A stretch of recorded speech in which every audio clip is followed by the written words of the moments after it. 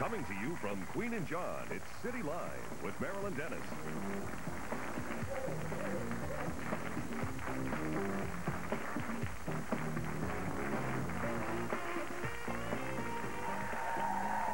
Wow, what an audience. Hi, everybody. This is Talk Tuesday. We have in our audience today the women of Walmart all across the country. And a couple of men, too. We do have a couple of men, too. And I just love the fact that we're talking about marriage today. Because I'm telling you, once I start, giving them some drinks, they're just going to let it out, how they feel about things. We have Dr. Pamela Paris here with us today. We have Joe Rich, and we want to welcome them. So let's do that right now. Yeah. Are you feeling lonely in your own marriage? And if you're wondering what it takes to bring you and your mate a little closer, this is the show for you with Joe and Pamela. In the next hour, they're going to help you live, as I said on the radio today, happily ever after, which happens if you're happy. But it's happily ever after that we're going for. So I don't know who wants to take this, but do most couples believe in their marriages? In happily ever after? Well, yeah, in that part that we read about in storybooks when we're kids, Pam. I think it's important to point out that while a lot of people might believe in happily ever after when they begin marriage, I think most marriages go through some ups and downs, some peaks and valleys. And I think there are times in anyone's marriage where it feels like they don't have that good feeling at their fingertips, that it is happily ever after. Yeah. So while this is great fantasy that people get married and that's what they're in touch with for the rest of their lives, I think ambivalence at different points of the marriage probably characterizes a lot of marriages as well. So there's a little bit of this ebb and flow. Now, when the ambivalence happens at the same time, that is kind of painful. When both the man and woman look at each other and say, oh! Yeah, when you're doing that at the same time. Why did we do this? Yeah. Because sometimes it's, yeah. Who are you? We here? Yeah. Do you ever do that? Who are you?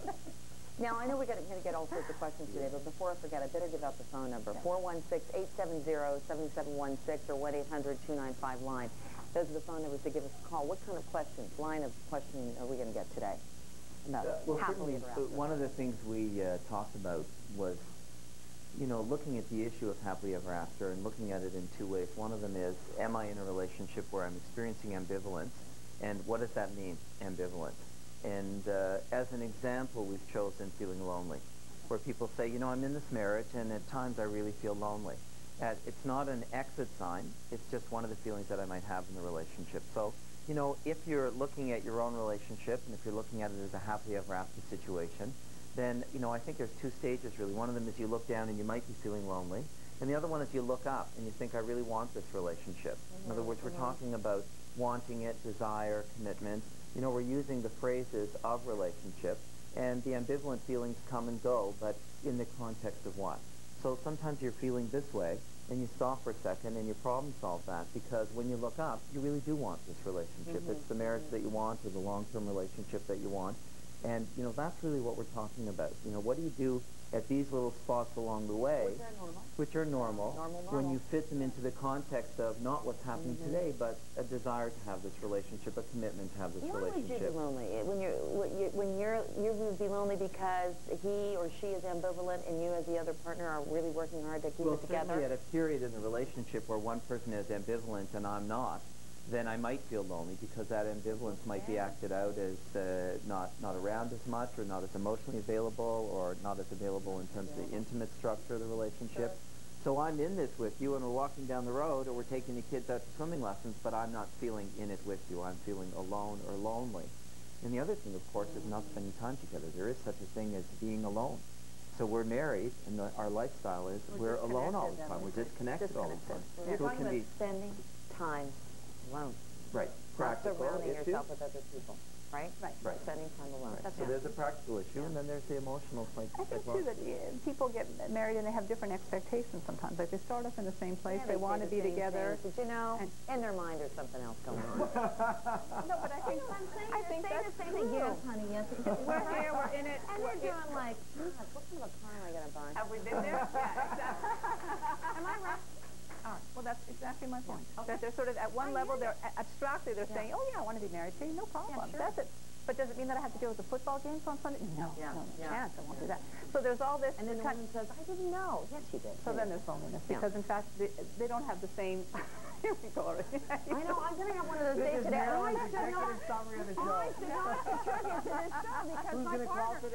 My partner on the morning show, Roger, said, what do you have to contribute to this show?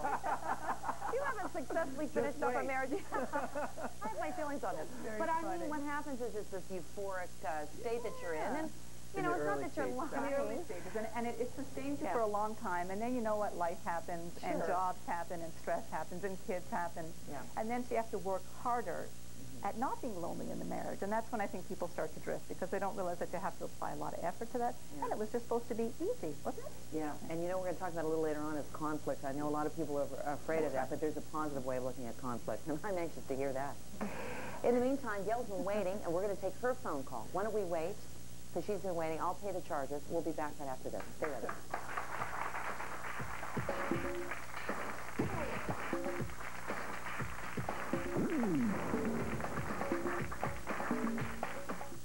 If there's one thing today's athlete definitely lacks, it's intensity. Between the huge salaries and the corporate endorsements, there's a complete lack of passion for the actual sport these guys are paid so much to play.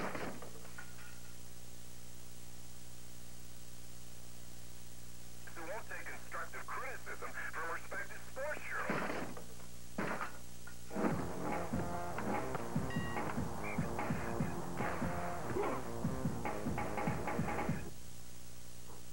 The Guy album, 18 tunes for guys who like 18 tunes, featuring Kid Rock, the Black Crowes, the Blues Brothers, Bloodhound Gang, Space Hogs, Spinal Tap, Dennis Leary, David Wilcox, and Tom Wilson.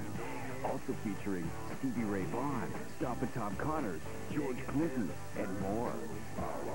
Don't ask for directions to your favorite music store, and put the seat down. Need more sex? Sex is fun and funny and absurd. We are a very sex-negative society. Sex TV, the channel. Love. We're going to see more and more romantic love around the world. Life. This is an act of sexual conquest. And sex. All day and all night. Sex TV, the channel. Available now. Does everything you see pertain to sex? It's not the acting. I knew I'd seen you somewhere before. It must have been in a magazine or something. It's not the plot. Identical twin.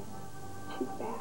It's not the music. So hungry for your love. We know why you like to watch. I want you to feel hotter than you ever felt. The baby blues. Erotica. All night. Every night. How can I make it hot when it's freezing in here? Stay up all night with Sex TV. Coming up on Sex TV.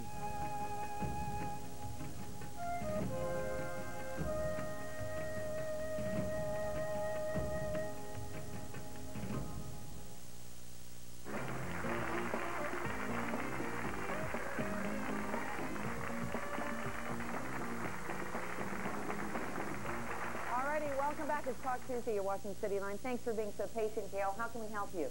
Well, I fractured my pelvis 8 weeks ago. I fell down in the ice.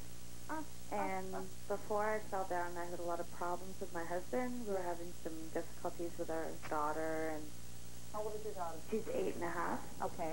And we're actually adopting her. Okay. So what is your question? Since that time, my husband's been very supportive, and he's been loving and attentive and affectionate. And how do I keep that going after I heal? Could have gone either way on that one, huh? Yeah. Oh, I got so many thoughts going through my mind. But Gail, let's go to the people who are in the know, and then I'll give you my opinion later. Okay. I'm glad to see that he's there helping you, right? Yeah, He's being very supportive. Well, he changed his work shift, and he's on days now, and I have home support worker, but yeah. Wonderful. Gold star. Now, see, that's commitment. And that's not easy for me to say. Me neither. Right. Oh, you either. Okay. All right. Well, let's just talk about your relationship. Pamela, you want to start with that? So he's a good caretaker? Is that the deal, Gail, that he does a good job when you're in need? Well, he's gone on to doing the shopping and getting our daughter up in the morning and taking her to school and washing dishes and mopping floors, and he never did that before. That's wonderful. And have you told him? Have you had that talk where you said, gee, this feels really good? I told him that, yeah. I told him, and he keeps reminding me how much he loves me, and I really feel it now than I did before. Oh, I think you're on such a positive foot to begin with, Gail, that all you need to do is take what's happened, which has been wonderful, that maybe he is someone who responds to caretaking role, which is a sign of strength in him that should be reinforced. It gets from his mother.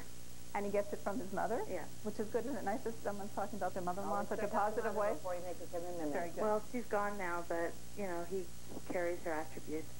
The other thing that you said is that you were having problems with your daughter before. Have those also been sorted out? Yes, we're dealing with those issues. She has a lot of personal issues that we have to deal with as a family unit. And okay. Anyway, something has changed as a result of the fact that you have been less able, less efficient, less competent, less able to look after yourself in the house. And I think the thing that you do is just decide for yourself, Gail, that this is the building, this is the next stage of the relationship. How would you like it to look for the next few years? And these are the ingredients that you like. Your husband's obviously aware of the fact that you're happy with it. And what you need to do is reinforce the good feeling and move from there.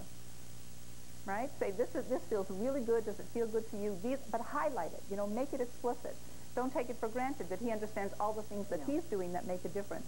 I think you have to elevate it a little bit to let's point out to each other what feels good about this right now. That negative track. Boy, if I didn't hurt myself, you would never have done this. Exactly. That's not the right thing to do. But this feels really good. What you're doing feels really nice for us. That's good. This is a feel-good phone call. Yeah, it is, I think. And it's also nice to say, you know, sometimes on this show we always call and talk about things that are not going right, but to praise others and thanks, and this is the right track to take. That's a good point that you when make. we do talk about commitment, and Joe was saying that before, this is an example of somebody when the chips are down is able to say, you know what, I can come in and fill this void. I can plug this relationship where I need to because I'm committed to this relationship.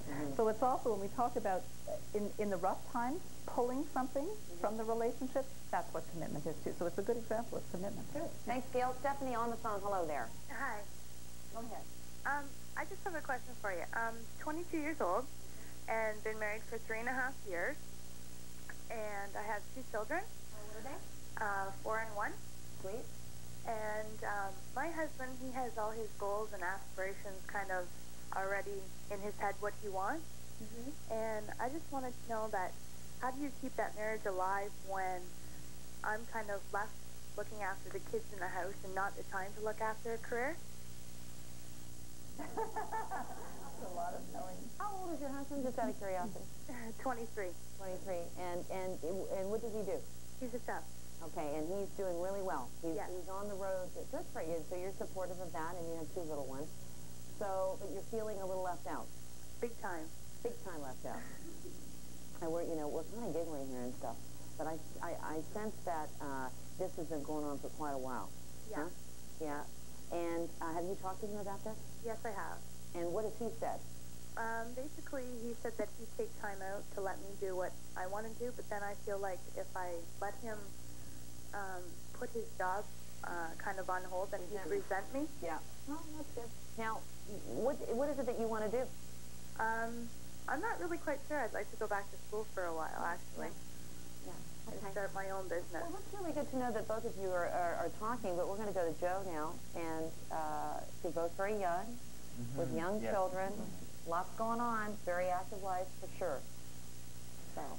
So Stephanie, really the main barrier, he's interested in what it is you would like to do, maybe to catch up in terms of your own career, some of your own goals. Right. And the barrier for you is that you're worried that he'll feel resentment. Yes. Yeah. Because I think he will feel resentment, but I think that's something the 2 of you need to sit down and talk about. I don't know if you've ever seen the show where we've talked about resentment, but you know, there's really 2 kinds. One of them is feeling resentment, which is a normal feeling in a relationship. In other words, yeah, I don't mind doing this. I'm a little resentful that I can't do what I want to do all the time, but I don't mind doing this. And the other one is where a person will feel resentment and it turns into something. It turns into something solid, where they pull it out of their pocket and say, yeah, like in 1999 when I stayed home for you. So you have to decide which one you're talking about. If you're talking about the one where he's married with 2 children and he can't just do whatever he wants in his career because he has to take you into consideration, he's a grown adult who got married, that's how it works, and people do feel resentment in relationships. If you're talking about, I'm worried about doing this because he's going to haul this out of his pocket when he doesn't get the next promotion and blame me because we were busy with my career, then you stop for a second and you assess where you are in the relationship. You have a concern. I would express that concern and talk to him. I would caution myself from not going forward. In other words, it's time to move forward. The timing is right. He agrees he'll be supportive. Make sure he means it. And make sure if he's feeling resentment that he's comfortable with that, because he may feel it, and it's got to be part of the relationship. Didn't you say a couple of weeks ago on one of the shows, and I don't even remember what topic it was, but nobody really takes the time to assess how they're feeling and how the couple is doing. Absolutely. Exactly. Right? People are making decisions. You owe me, I owe you, this sort of thing. But if you were to assess the whole situation, maybe he needs a couple more years before you go back to school. You know, but as long as you know that who knows what the situation is, that's something that you and your husband have to talk about. But assessing the situation as a family unit. And if you can access what we're talking about, this sort of shared vision that you have, I mean, I think people go into a marriage and they say, this is what we want. So maybe at one time in the marriage, one of the partners does have to work and devote themselves more to work, and someone else has to pinch hit for that reason. But as long as you're together on the same team, there is what we call goodwill between the couple, and you're doing it together, and you understand that it means sacrifice at different points along the way. But if there's this sense of it's adversarial when you have these conversations, if you didn't do this and you didn't do that and I'm resentful, then there's no goodwill between the two of you. So we want people to be in touch with the shared goals that they had when they began the marriage, which means that there are ebbs and flows around time and energy into the relationship. So for Stephanie, she has to sit down again, and the both of them have to assess the situation. Did you really mean that? Does it mean that we do it right away? That sort of thing, and make sure. Like that was a good point too. That he could say but maybe not really need it. Do you really need it?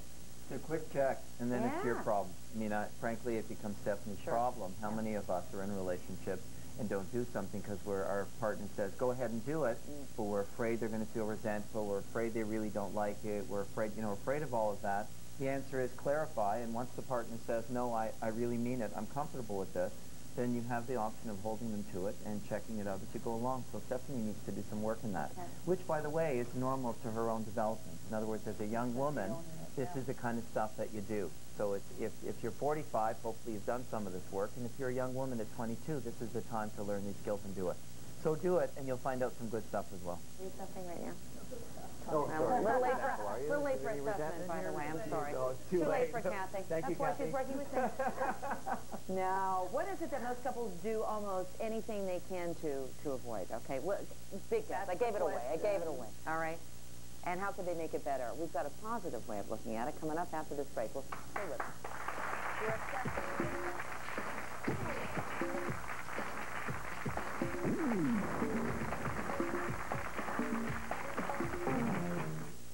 Hi, Anthony Sullivan here with a great new invention. It's called the Pro Trim Shielded Paint Roller. And if you've ever painted a room before, you know how long it takes to tape up and cut in with a small brush.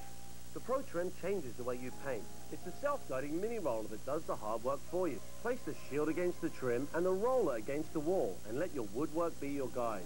It's like a train on a railroad track. Right or left-handed, it gives you a clean, professional look, wall to wall. The clever design presses the paint to its finest point. No paint leaks underneath, and you get a straight edge every time. Here's how it works. Load the roller with the paint, adjust the spring-loaded arm with one hand, and let your woodwork be your guide. Use it up high on crown molding. Save time by painting around fixtures and fittings like light switch plates or lamps. It's great for windows and door frames too. It's small enough to paint furniture like bookshelves. By the time you were to tape this window up, you have it finished with Pro Trim. The Pro Trim is specially designed to fit into small areas like bathrooms, where it'll glide around mirrors, cabinets, and ceramic tile. When you remove the shield, getting into tight areas and feathering out rough spots for uniform texture is easy too. Because there's nap on the inside, it'll paint both sides of an inside corner, saving you time. Use it outside on lap siding and fencing. The Pro Trim works with oil, latex, or stain, and the rollers are refillable, replaceable, and rewashable. Even expensive electric rollers like this can't cut in like the Pro Trim. It comes complete with the paint tray and the instructional guide. But call in the next 5 minutes, and we'll include 3 extra rollers, a $15 value, free. That means you get the ready-to-use Pro Trim, the paint tray, the guide, and 3 extra rollers. So call this number right now. Here's how to order. To order the amazing ready-to-use Pro Trim, call 1-800-537-8845 and get the extra 3 rollers, a $15 value, free. Call 1-800-537-8845 or send check or money order to the address on your screen.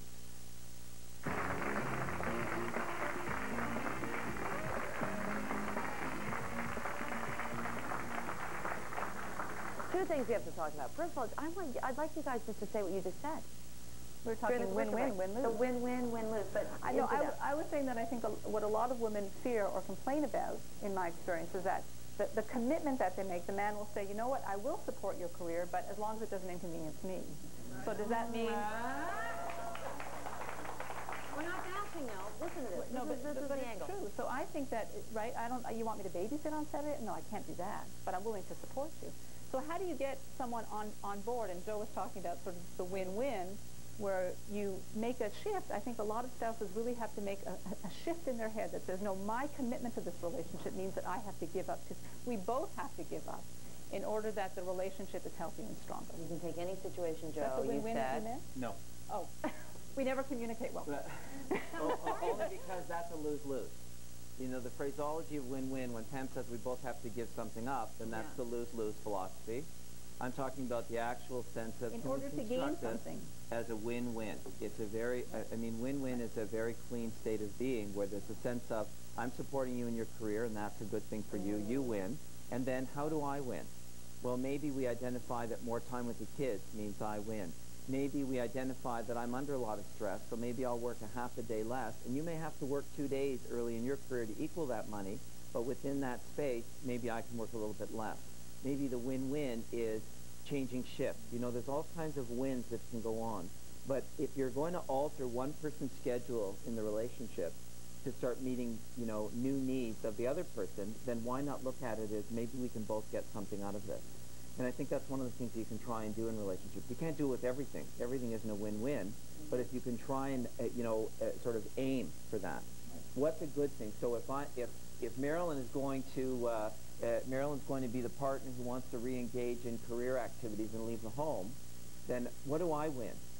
What could I win from this? What can we identify that would be good for me? Yes, I'll have to give up work, and yes, I'll have to, pinch hit, and yes, I'll have to do more around the house, but are there some good things that happen? Because you're also going to have to get dressed up, have a boss, go to work, be exhausted. I mean, so it's not all a win for you either, but for us, is there a win-win? Yeah. It could be as simple as, you know what, you don't like spending time with my mom, but when I stay home, my mom can come over and I'll be with my mom and the kids. So there's a win for me, a great time. You don't have to go out somewhere to get out of the house. We'll do it on the day that you're working. So maybe, that's the real couple win-win, identifying for us how we can win, not in the world at large. Yeah. We have Melanie, but we have to do something else. Melanie, hang in there for a second. Now. Conflict. Oh, right, conflict. Okay, so let's win-win, lose-lose, win-win, lose-lose. We understand each other. That's right. Back to reality. No, I know what you're saying, though, but conflict, I love the way that you guys are discussing conflict. We try to avoid it at all costs. At all costs. Like you're going to work with your next this and that, right? Yeah. But it happens. But you can take that conflict and make it into something good. Please tell us how. Right away. Well, I think there's a myth, first of all, that a lot of people do look at marriages that don't have conflict still and say they must be really happy. They are so harmonious.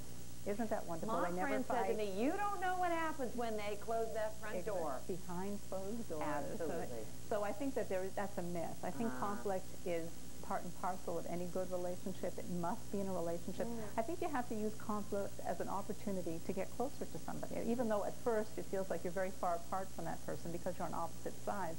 It's what we call an opportunity for growth. And that's not just this nice little phrase or cliche, but when you work through something with somebody where you haven't been together from the beginning, at the end of the day, what you have is a better understanding of each other. You have your position, the other person has their position, and you have a mutual understanding of it.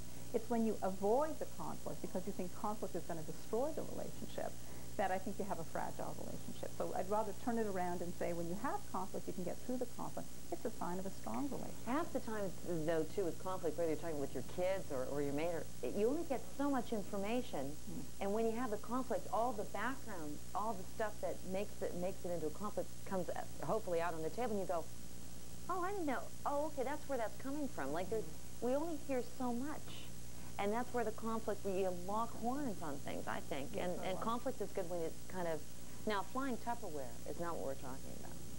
We're not talking about that. We're just talking about healthy conflict. So healthy conflict is what, if you were to describe it? Well, healthy conflict also, I think, assists us in defining who we are. In other words, in the opposition of the partnership, sometimes we take a stand. Sometimes we say, you know what, I think I had enough of this.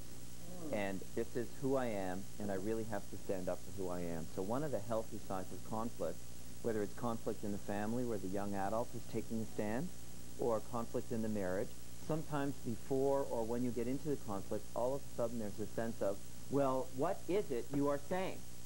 It's like, okay, now I have to decide, what is it that I am saying? Yeah. Whereas without conflict, I can change colors and change ideas and work around it a bit. What sort is of your platform? do a little bit more of that. That's yeah. right. So, but you know, once we draw the party lines in the you know, the political metaphor, but you know, once we actually get into the conflict, I find myself saying what I really think, because now it's time for me to say what I really think. It's time for me to draw a line, or it's time for me to take a stand. That's very healthy for me. Sometimes in conflict, we actually leave the conflict surprised at what we said, realizing, so that's what I meant, so that's who I am, so that's what I think, so that's how I feel. And that conflict can really provide a great deal of growth, because all of a sudden you walk away, and you might have some conflict with your partner to patch up or fix up, but you might also go away into a room or a car or a place by yourself and think, wow, I really meant that. And you know, that really strengthens self. And we have to see marriage as an arena where we can do that, where we can find out who we are more so than when we came into it, but while we're in it. And conflict's one of the vehicles to do that. Poor Melanie's been waiting. Again, I'll pay for those charges as well, but we have to take a break. We'll be back right after this. Thanks, Joe. Sure.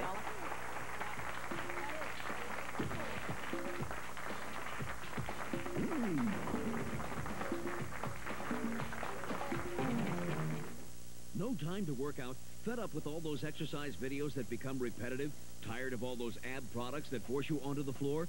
Now, here's the easiest way to get your body in the shape you want it. The future of fitness is finally here. Introducing the amazing Abtronic Fitness System. Get ready to firm, tone, and tighten your upper abs, lower abs, and love handles with no sweat. Abtronic is the electronic dream machine that will show you immediate improvement without strenuous, time-consuming workouts. You'll develop that six-pack you've always wanted in the easiest way imaginable. Abtronic is very safe and simple to use. You control the 10 intensity levels, and you have a choice of 6 different exercise programs to choose from.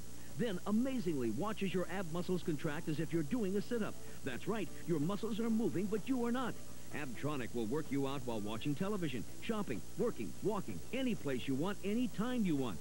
10 minutes on the Abtronic is the equivalent of 600 sit-ups. That's why we guarantee you'll lose 2 inches off your midsection in less than a month or your money back. I noticed that my abdominals were more cut.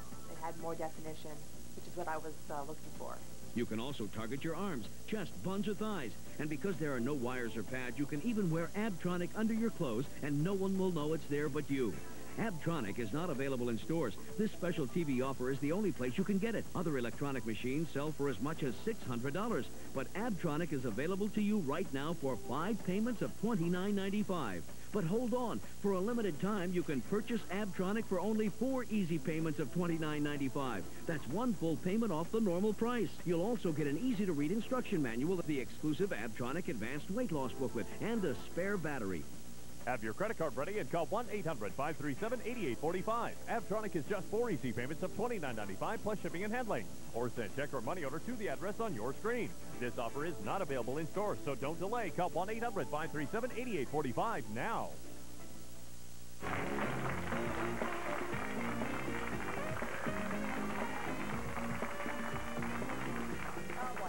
All right, here we go. Melanie, thank you so much for waiting. You're watching Cityline. How can we help you? My question is about conflict, which happens to tie in with what you're talking about. Okay, good. My husband and I have been together since we were 17. We're 35 now. We've gone through a lot of changes in growing up. We have 3 children, and I find that when I want to discuss something with him, it's very difficult.